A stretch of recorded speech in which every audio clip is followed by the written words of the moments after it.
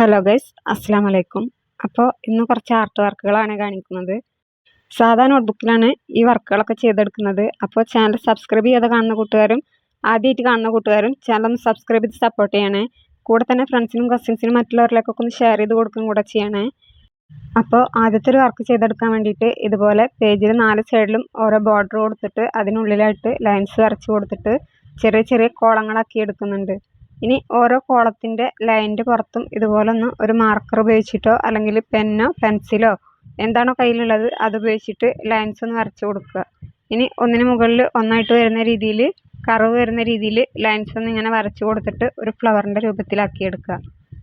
അതിനുശേഷം ഈ ഒരു വരച്ച ഷേപ്പിൻ്റെ ഉള്ളിലായിട്ടും ഇതുപോലെ കർവ് വരുന്ന രീതിയിൽ ഉള്ളിലോട്ട് ലൈൻസ് ഇങ്ങനെ അടുപ്പിച്ച് വരച്ച് കൊടുത്തിട്ട് ആ ഒരു ഭാഗം ഫില്ല് ചെയ്ത് കൊടുക്കുക. ഇങ്ങനെ ഈ ഒരു പേജ് മുഴുവനായിട്ടൊന്ന് ഫില്ല് ചെയ്ത് കൊടുത്തിട്ടുണ്ടെങ്കിൽ ഈ ഒരു സിമ്പിൾ ഡിസൈൻ റെഡി ആയിട്ടുണ്ട്. ഇതുപോലെ വരച്ചെടുക്കുമ്പോൾ ഈ ഒരു ഷേപ്പിൻ്റെ വലിപ്പം കൂട്ടിയെടുക്കണമെങ്കിൽ കോളങ്ങളുടെ വലിപ്പം ഒന്ന് കൂട്ടി കൊടുത്താൽ മതി. ഞാനിപ്പോൾ ഇവിടെ ഒരു സൈഡിൽ 6 കോളങ്ങളും ഒരു സൈഡിൽ 4 കോളങ്ങളും വരുന്ന രീതിയിലാണ് വരച്ചെടുത്തിട്ടുള്ളത്. വീഡിയോ എടുക്കാനായതുകൊണ്ട് തന്നെ മാർജിനും ഇത്തിരി വലിപ്പം കൂട്ടിയിട്ടാണ് വരച്ചെടുത്തിട്ടുള്ളത്. ഒരു സ്കെയിലിൻ്റെ വലിപ്പത്തിലാണ് 4 സൈഡിലും മാർജിന് വേണ്ടി സ്പേസ് ഇട്ട് കൊടുത്തിട്ടുള്ളത്. അപ്പോൾ ഇങ്ങനെ ഈ പേജ് മൊത്തം ഒന്ന് കംപ്ലീറ്റ് ചെയ്തെടുത്തിട്ടുണ്ടെങ്കിൽ ഫസ്റ്റത്തെ ഒരു ടൈപ്പ് റെഡി ആയിട്ടുണ്ട്. ഇനി ഇതുപോലത്തെ ഫ്ലവറിനെ അടുത്തൊരു മോഡലിൽ കൂടെ ചെയ്തെടുക്കുന്ന വീഡിയോ ആണ് രണ്ടാമതായിട്ട് കാണിക്കുന്നത്. അതിനായിട്ട് ആദ്യം ചെയ്ത പോലെ തന്നെ കോളങ്ങളൊന്ന് വരച്ചെടുക്കുക.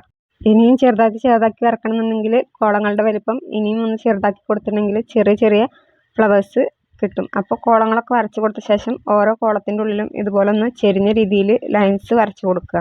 ഇങ്ങനെ 2 സൈഡിലും ലൈൻസ് ഒന്ന് വരച്ച് കൊടുത്തിട്ട് ഉൾഭാഗത്ത് കിട്ടിയ ത്രികോണത്തിൻ്റെ ഷേപ്പിൽ ഇതുപോലെ ഒന്ന് കർവ് വരുന്ന ലൈൻസ് വരച്ചെടുക്കുക. ആ കിട്ടിയ ഷേപ്പിനുള്ളിൽ ഒതുങ്ങുന്ന രീതിയിൽ ലൈൻസ് ഒന്ന് വരച്ച് കൊടുത്തിട്ടുണ്ടെങ്കിൽ ഈ ഫ്ലവേഴ്സ് പെട്ടെന്ന് തന്നെ വരച്ചെടുക്കാൻ പറ്റും. ഈ ചെയ്തെടുത്ത 2 വർക്കുകളുടെയും ഫൈനൽ ലുക്ക് ഒരേ രീതിയിലാണ് കിട്ടുന്നതെങ്കിലും ആദ്യം ചെയ്ത മെത്തേഡിനേക്കാളും എളുപ്പത്തിൽ ചെയ്തെടുക്കാൻ പറ്റിയത് രണ്ടാമത് ചെയ്തെടുത്ത മെത്തേഡാണ്. ആ ലൈന് ഏത് ഭാഗത്തേക്കാണോ പോണത് ആ ഒരു ഷേപ്പിൽ തന്നെ ലൈൻസ് ഒന്ന് വരച്ച് കൊടുത്തിട്ടുണ്ടെങ്കിൽ എളുപ്പത്തിൽ കംപ്ലീറ്റ് ചെയ്ത് കൊടുക്കാം. ഇത്തിരി ശ്രദ്ധിച്ച് വരച്ചെടുത്തിട്ടുണ്ടെങ്കിൽ എളുപ്പത്തിൽ തന്നെ ചെയ്തെടുക്കാൻ പറ്റും. അതുപോലെ തന്നെ ലൈൻസിനൊക്കെ ഇത്തിരി ചെരിവ് വന്നാലും കുഴപ്പമൊന്നുമില്ല. ഫൈനൽ ലുക്ക് വരുമ്പോൾ അതൊരു ഡിസൈനായി തന്നെ മാറിയിട്ടുണ്ടാവും. ഇനി അടുത്തൊരു വർക്ക് ചെയ്തെടുക്കാൻ വേണ്ടിയിട്ട് ഇതുപോലെ ഒന്ന് പേജിൽ മാർജിൻ വരച്ച് കൊടുത്ത ശേഷം താഴോട്ടായിട്ട് 2 കോളങ്ങളും സൈഡിലോട്ടായിട്ട് 3 കോളങ്ങളും വരുന്ന രീതിയിൽ ഒന്ന് വരച്ചെടുക്കുന്നുണ്ട്. ഇവിടെ കോളത്തിൻ്റെ വലിപ്പം കൂട്ടി കൊടുക്കുകയോ കുറച്ച് കൊടുക്കുകയൊക്കെ ചെയ്യാം. ഞാനിപ്പോൾ ഇവിടെ പെട്ടെന്ന് കഴിയാൻ വേണ്ടിയിട്ട് വലിപ്പം കൂട്ടിയിട്ടാണ് കൊടുത്തിട്ടുള്ളത്. അതിനുശേഷം ഈ കോളങ്ങളുടെ ഒക്കെ സെൻറ്ററിലൂടെ പോകുന്ന രീതിയിൽ ഇതുപോലെ ഒന്ന് ചെരിഞ്ഞ രീതിയിൽ ലൈൻസ് വരച്ച് കൊടുക്കുന്നുണ്ട്.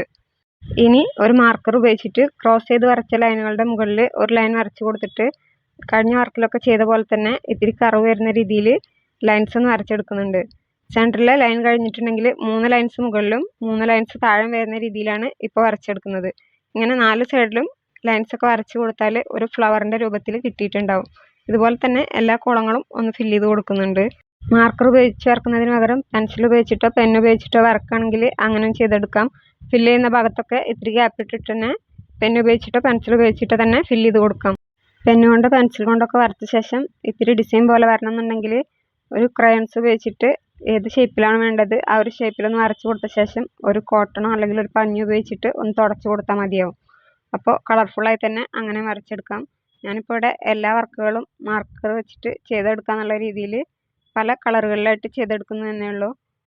ഇതുപോലൊക്കെ വർക്കുകൾ ചെയ്തെടുക്കാൻ വേണ്ടിയിട്ട് മുൻപരിചയം വേണമെന്നോ അല്ലെങ്കിൽ വരക്കാൻ അറിയണമെന്നോ ഒന്നുമില്ല. നമ്മൾ ജസ്റ്റ് ഒന്ന് ഫോക്കസ് ചെയ്തിട്ട് വെറും ലൈൻസുകൾ മാത്രം വെച്ചിട്ടാണ് ഇത്തരത്തിലുള്ള ഡിസൈൻസ് ഒക്കെ ചെയ്തെടുക്കുന്നത്. ഏത് ഭാഗത്തോട്ടാണോ ലൈൻസ് പോകുന്നത് അത് മാത്രം ഒന്ന് നോട്ട് ചെയ്താൽ മതിയാവും.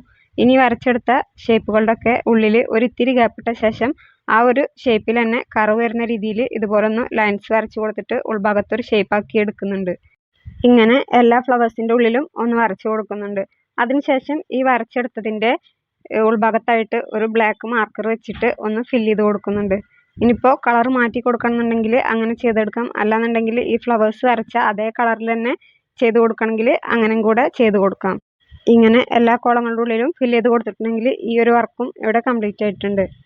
എപ്പോഴും നമ്മുടെ മൈൻഡൊക്കെ ഓക്കെ ആയിരിക്കില്ലല്ലോ. അപ്പോൾ മൈൻഡൊക്കെ ഔട്ടാകുന്ന ടൈമിലും അതുപോലെ തന്നെ സ്ട്രെസ്സൊക്കെ കുറക്കാനും ഹെൽപ്ഫുള്ളായിട്ടുള്ള വർക്കുകളാണ് ഇത്തരത്തിലുള്ള വർക്കുകളൊക്കെ.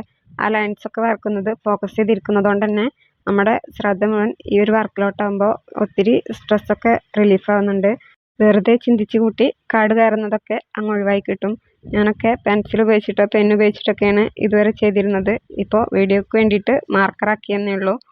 അപ്പം ഇനി അടുത്തൊരു വർക്ക് ചെയ്തെടുക്കാൻ വേണ്ടിയിട്ട് ആദ്യം ചെയ്ത പോലെ തന്നെ ചെറിയ ചെറിയ കോളങ്ങളാക്കിയിട്ടൊന്ന് വരച്ചെടുക്കുന്നുണ്ട്.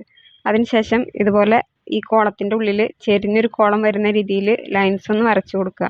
ഈ ലൈൻസ് വരച്ചെടുക്കുമ്പോൾ ഒരു ലൈന് തുടങ്ങുന്നത് അടുത്തൊരു ലൈനിൻ്റെ ഇത്തിരി ഗ്യാപ്പ് ഇട്ട ശേഷം വരുന്ന സ്പേസിലോട്ട് മുട്ടുന്ന രീതിയിൽ വേണം വരച്ചെടുക്കാൻ വേണ്ടിയിട്ട്. ഇതുപോലെ വീഡിയോയിൽ കാണുന്ന പോലെ ഒന്ന് വരച്ചെടുക്കുക. ഇനി അടുത്തൊരു കോളത്തിൽ വരച്ചെടുക്കുമ്പോൾ വീതി കൂടിയ ഭാഗം എവിടെയാണോ നിൽക്കുന്നത് ആ ഒരു സൈഡിലോട്ട് ലൈൻസ് പോകുന്ന രീതിയിൽ വരച്ചെടുക്കുക. ഇങ്ങനെയൊക്കെ വരച്ചെടുക്കുമ്പോൾ ഒന്നിടവിട്ട് വരുന്ന കോളങ്ങളിലൊക്കെ ഒരേ രീതിയിലായിരിക്കും ലൈൻസ് വരിക. അടുത്തൊന്നിടവിട്ട കോളങ്ങളിൽ ഒരേ രീതിയിലായിരിക്കും ലൈൻസ് ഒക്കെ വരിക. അതായത് ഒരു സൈഡ് വരച്ചതിൻ്റെ നേരെ ഓപ്പോസിറ്റ് ആയിരിക്കും അടുത്തൊരു കോളത്തിൽ വരച്ചെടുക്കുമ്പോൾ ലൈൻസ് വരുന്നുണ്ടാവുക. ഈ ലൈൻസ് ഒക്കെ തമ്മിൽ കൂട്ടിമുട്ടി വരുമ്പോൾ അവസാനം ഇതുപോലൊരു ഷേപ്പിലായിരിക്കും ഡിസൈൻസ് ഒക്കെ കിട്ടുന്നുണ്ടാവുക. ഏകദേശം ഒരു വിഷറിൻ്റെ ഷേപ്പിലൊക്കെ ആയിരിക്കും ഡിസൈൻസ് വരുന്നുണ്ടാവുക. കംപ്ലീറ്റ് ആയിട്ട് ഈ ഒരു ഷേപ്പ് തന്നെയാണ് കിട്ടേണ്ടതെങ്കിൽ ഇതുപോലെ ലൈൻസ് ഒന്ന് വരച്ചു കൊടുക്കുക. അപ്പോൾ വീതി കൂടിയ ഭാഗം മാത്രം ഒന്ന് നോട്ട് ചെയ്താൽ മതി. ഇനി എല്ലാ കോളങ്ങളിലും ഒരേപോലെ തന്നെയാണ് ലൈൻസ് വരച്ചെടുക്കുന്നതെങ്കിൽ കുറച്ച് ഭാഗത്ത് വിഷറിൻ്റെ ഷേപ്പും കുറച്ച് ഭാഗത്ത് വേറൊരു ഷേപ്പും കൂടെ ആയിരിക്കും കിട്ടുന്നുണ്ടാവുക. മുന്നേ വർക്ക് ചെയ്തെടുക്കുന്ന ടൈമിൽ ആദ്യം ചെയ്തപ്പോൾ എൻ്റെ മൈൻഡ് ഒന്ന് മാറിയതുകൊണ്ട് ആ ഒരു ടൈപ്പിലുള്ള ഡിസൈൻ ആയിരുന്നു കിട്ടിയിട്ടുണ്ടായിരുന്നത്. പിന്നെ വീണ്ടും ചെയ്ത് നോക്കിയപ്പോഴാണ് ഫുള്ളായിട്ട് ഇതേ രീതിയിൽ തന്നെ ഡിസൈനൊക്കെ വന്നത്. അപ്പോൾ നമ്മൾ വരക്കുന്ന ലൈൻസ് ഏത് സൈഡിലോട്ട് പോകുന്നതെന്നൊന്ന് ശ്രദ്ധിച്ചാൽ മതി. ഈ വരച്ചെടുക്കുന്ന വർക്കുകളുടെ കൂട്ടത്തിൽ ഒരു വർക്ക് അതും വരച്ചെടുക്കാം. പിന്നെ ഒരു കാര്യം തുടക്കത്തിൽ പറയാൻ വിട്ടുപോയതാണ്, നമ്മൾ നോട്ട്ബുക്കിൽ വരച്ചെടുക്കുന്നത് കൊണ്ട് അടുത്ത പേജിലോട്ട് ഈ വരക്കുന്നതിൻ്റെ ഒക്കെ ലൈൻസ് പതിയാൻ സാധ്യതയുണ്ട്. സാധ്യതയുണ്ടെന്നല്ല, ലൈൻസ് പതിയുന്നുണ്ട്. അപ്പോൾ ഒരു കട്ടിയുള്ള കാർഡോ അല്ലെങ്കിൽ എന്തെങ്കിലും ബുക്കിൻ്റെ ചട്ടയോ വെഡ്ഡിങ് കാർഡോ എന്തെങ്കിലുമൊക്കെ ഒന്ന് ഈ പേജിൻ്റെ അടിയിലായിട്ട് ഒന്ന് വെച്ച് കൊടുത്തിട്ട് വരച്ചെടുക്കുകയാണെങ്കിൽ ആ ഒരു കാർഡിൻ്റെ മുകളിലോട്ടേ ലൈൻസൊക്കെ വരുള്ളൂ. ഇനി വരച്ച് കിട്ടിയ ഷേപ്പുകളുടെ ഒക്കെ ഔട്ട്ലൈൻ ഒന്ന് കട്ടി കൂട്ടിയെടുത്തിട്ടുണ്ടെങ്കിൽ ഈ ഒരു വർക്കും കംപ്ലീറ്റ് ആയിട്ടുണ്ട്. ഇനി അടുത്തൊരു വർക്ക് വരച്ചെടുക്കാൻ വേണ്ടിയിട്ട് അടുത്തൊരു പേജ് എടുത്ത ശേഷം ഇതുപോലൊന്ന് ഔട്ട്ലൈൻ വരച്ച് കൊടുത്തിട്ട് അതിൽ ഏകദേശം സെൻട്രലായിട്ട് വരുന്ന രീതിയിൽ കർവ് വരുന്ന ലൈൻസ് ഒന്ന് ഇതുപോലെ 3 എണ്ണം വരച്ച് കൊടുക്കുന്നുണ്ട്. 4 ലൈൻസ് വരച്ച് കൊടുത്തിട്ട് 3 ഷേപ്പുകളാക്കി എടുക്കുന്നുണ്ട്. അതിനുശേഷം മുകളിലും താഴെ ഇതുപോലെ ഒന്ന് ലൈൻസ് കൊടുത്തിട്ട് കോളങ്ങളാക്കി എടുക്കുന്നുണ്ട്. ഞാൻ ഈ ബുക്കിൽ വരച്ചെടുക്കുന്ന വർക്കുകളൊക്കെ ഒന്നിടവിട്ട് വരുന്ന പേജുകളിലായിട്ടാണ് വർക്കുകൾ വരച്ചെടുക്കുന്നത്. നമ്മൾ വരക്കുന്ന കളറുകളൊന്നും അടുത്ത പേജിലോട്ട് വരണ്ട എന്നുള്ള രീതിയിലാണ് അങ്ങനെ ചെയ്തെടുക്കുന്നത്.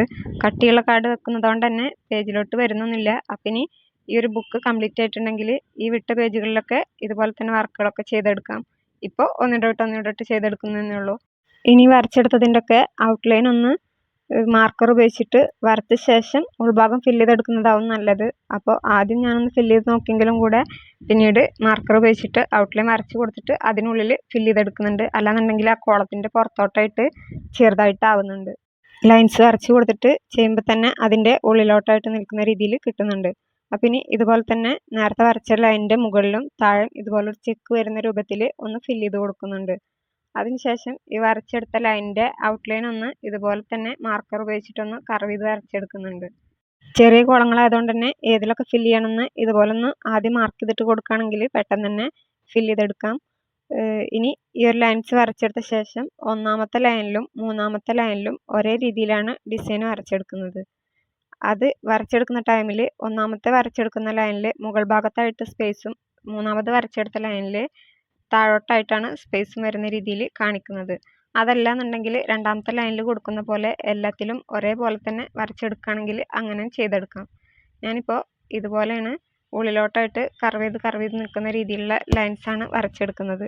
ഇതിൻ്റെ താഴ്ഭാഗം മാത്രം ലൈനിൽ മുട്ടിയിട്ടും മുകൾ ഭാഗത്ത് ഇത്തിരി സ്പേസും വരുന്ന രീതിയിലാണ് വരച്ചെടുത്തിട്ടുള്ളത്. ഇനി മൂന്നാമത്തെ ലൈനിൽ ചെയ്തെടുക്കുമ്പോൾ നേരത്തെ ചെയ്തതിൻ്റെ ഓപ്പോസിറ്റ് ആയിട്ടാണ് ചെയ്തെടുക്കുന്നത്. അതായത് താഴ്ഭാഗത്തെ ലൈനിൽ ഇത്തിരി ഗ്യാപ്പിട്ടും മുകൾ ഭാഗത്ത് കൂട്ടിമുട്ടുന്ന രീതിയിലാണ് വരച്ചെടുക്കുന്നത്. അതിനുശേഷം രണ്ടാമത്തെ ലൈനിൽ വരച്ചെടുക്കുന്നത് ഈ ഒരു ഭാഗത്തു നിന്നാണ് ഇതുപോലെ ഒന്ന് വരച്ചു കൊടുക്കുന്നത്. ഇതിൽ 2 എൻഡുകളും ആ ഒരു ലൈനിൽ കൂട്ടിമുട്ടുന്ന രീതിയിലാണ് കർവ് ചെയ്ത് വരച്ചെടുക്കുന്നത്. ഇതുപോലെ തന്നെ എല്ലാ കോളങ്ങളിലും മതിയെന്നുണ്ടെങ്കിൽ അങ്ങനെയും വരച്ചെടുക്കാം.